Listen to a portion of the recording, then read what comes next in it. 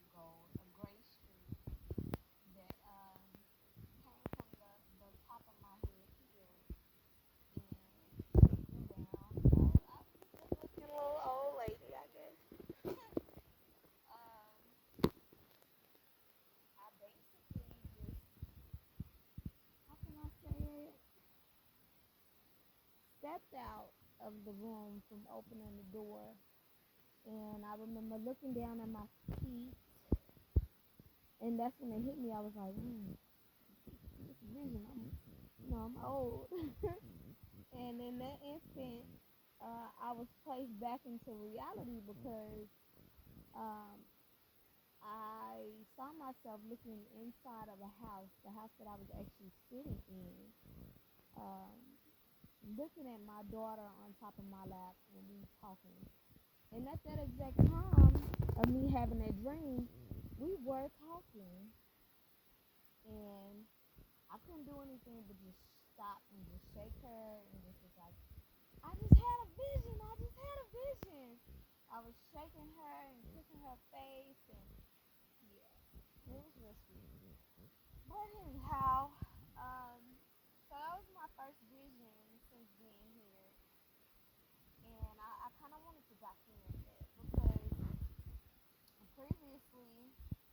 fact, for quite some time, I have not had a vision so vivid, so clear.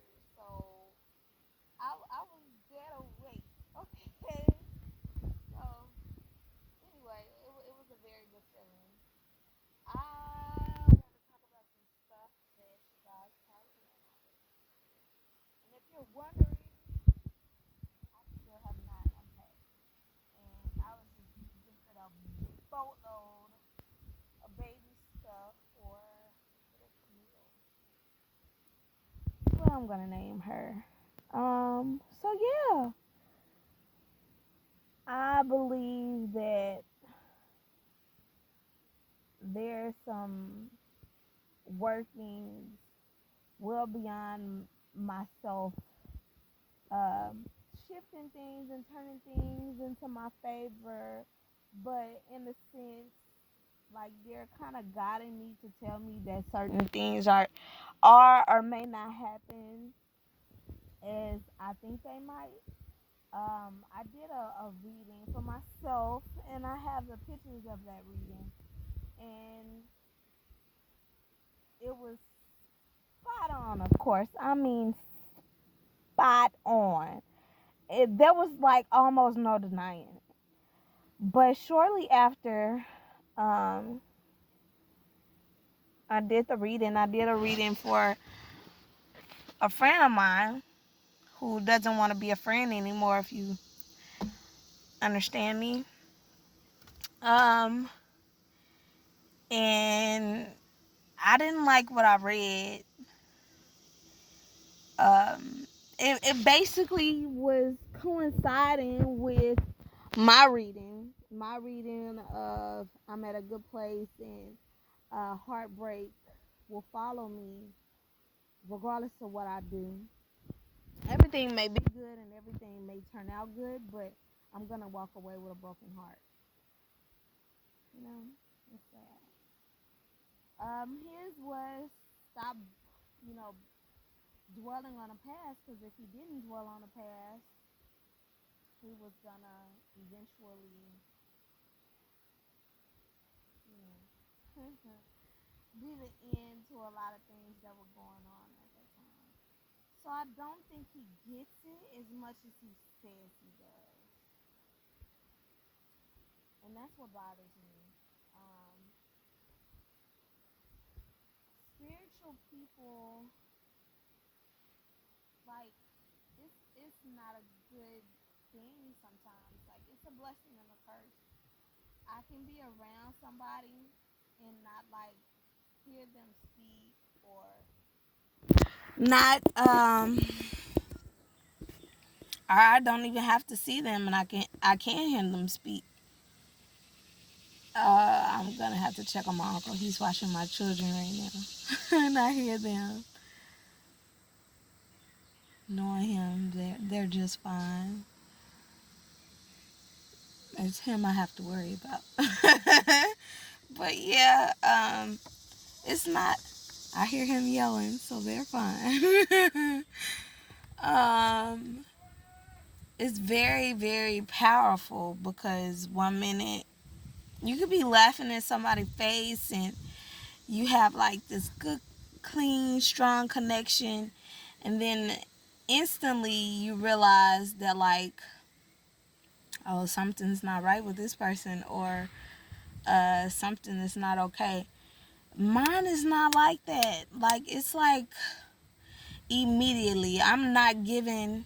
Sometimes it's hard for me to look people in the eyes because I don't want to read them unintentionally, and I do. I don't want to. I don't like touching people because I unintentionally, like, literally touch people, and it bothers me a little bit. It's scary in a way because I've always knew that I was different, but I didn't know that God was gonna take me through so many loops and so many turns and so many curves and corners and all of that to kind of try to get me back to like numero uno with Him. And it's been very, I'm sorry, I don't know why my phone is doing that. It's been very, how can I say, worrisome, considering I don't know who to trust now. And it's not so much of me not knowing, it's I know who, but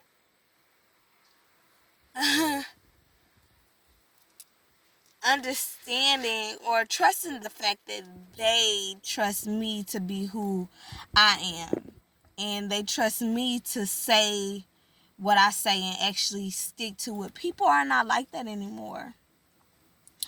Um, People are so caught up in their own ways and their own life and what they have going on, that when they meet somebody who is I don't want to toot my own horn, but I do feel like I'm a very genuine person. I feel like I'm very kind and courteous.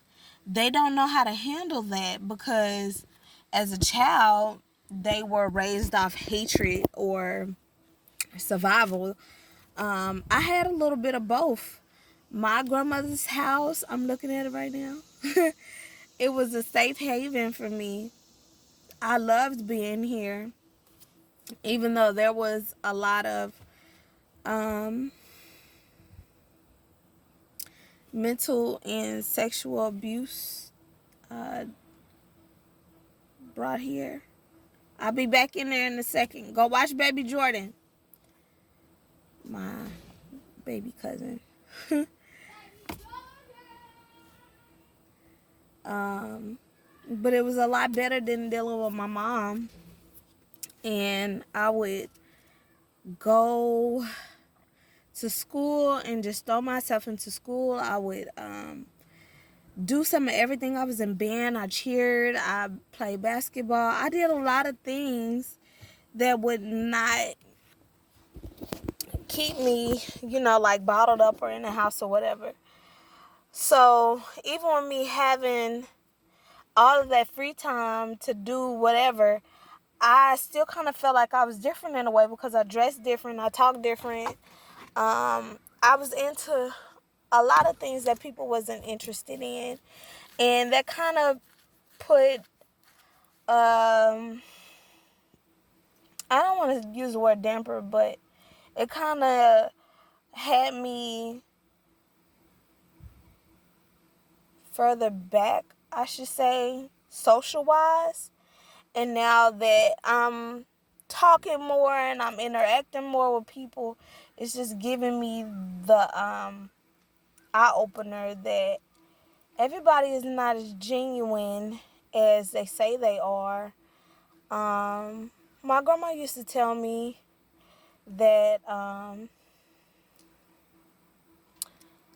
you get more bees from honey. She used to say, stay sweet. She used to say a lot of things that will have you consciously think about how you treat people. She also used to say, you never know who you entertaining. You may entertain an angel. But knowing that growing up, I was always, on my P's and Q's, expecting to, talk to people and they be angels. So I was always nice and I was always sweet and I was always caring. Well, that kind of changed when I hit about uh, 15, 16. 15, 16, that's when I started acting nicer because I used to be I used to be mean, and that's probably why my grandma said all of what she used to say to me. I used to be a very little broken-hearted little girl searching for love in the wrong places. So I try to pour a lot of love into my children. I try to pour a lot of love into situations. I look like a little bum trying to come up there. Y'all, my face has been like all over the place. I got aloe vera leaf and it's working. I just have to use it every fucking day. I mean, every freaking day. I don't like using it. So, yeah. Anyhow, it's been really stressful though on the sense of understanding that I'm doing what God wants me to do, and everything is going to be okay. Everything is going to be fine. And that's where I am right now mentally, accepting that I do have a gift. That's scary. I'm sorry. But if you're asking God, like, why I don't have a gift, or you're just not realizing that you have a gift, and you're realizing the trials and tribulations that you're having to go through just to be able to say that you are blessed with a true gift. It's not anything you went and you read up on, or you went and you looked up on it and tried to figure out what was what. As long as you know it was purposely given to you. So that's what I wanted to talk about. I want to talk about premonitions and gifts.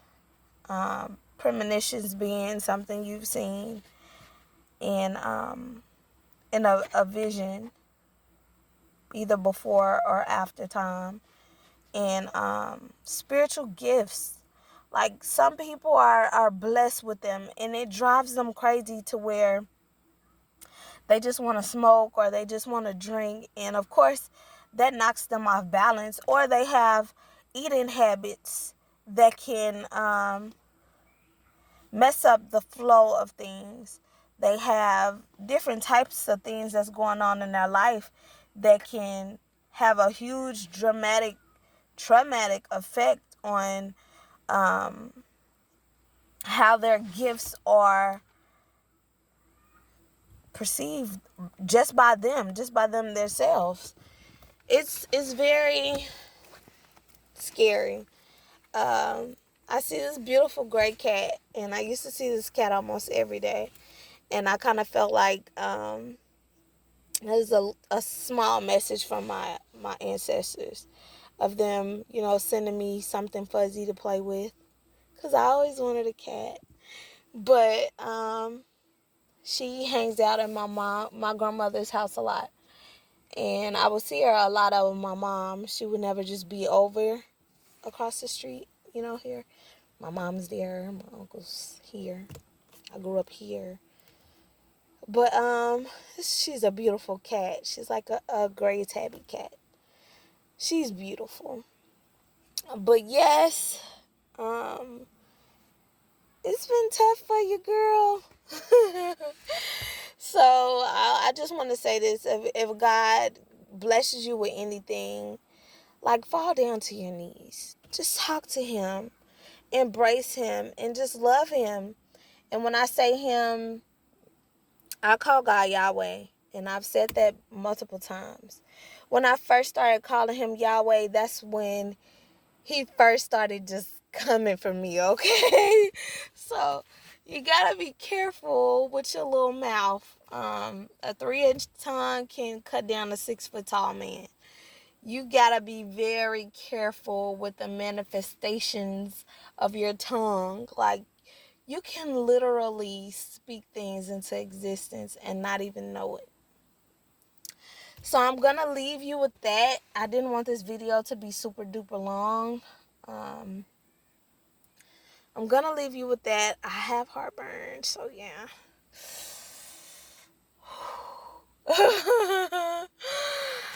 I'm excited, you guys, but I'm drained. I had a flat tire today.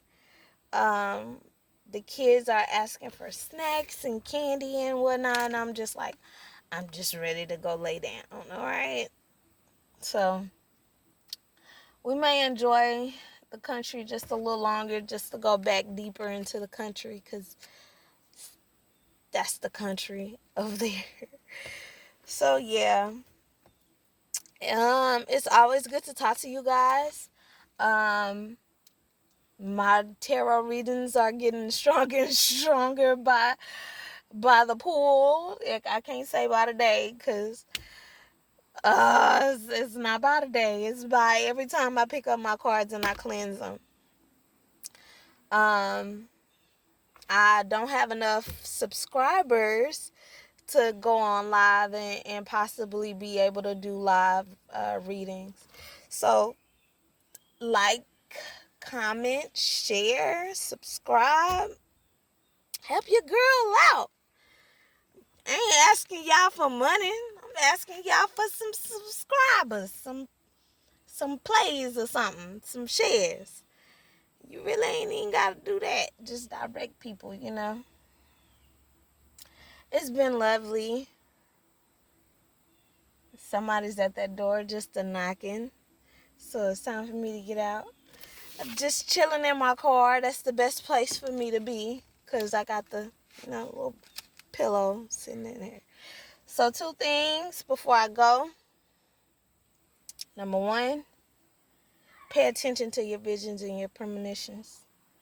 Number 2, I know, Peanut, and my man, if God has something special for you that he's placed in your life for you to do, no matter what it is, I feel like Noah in the ark right about now.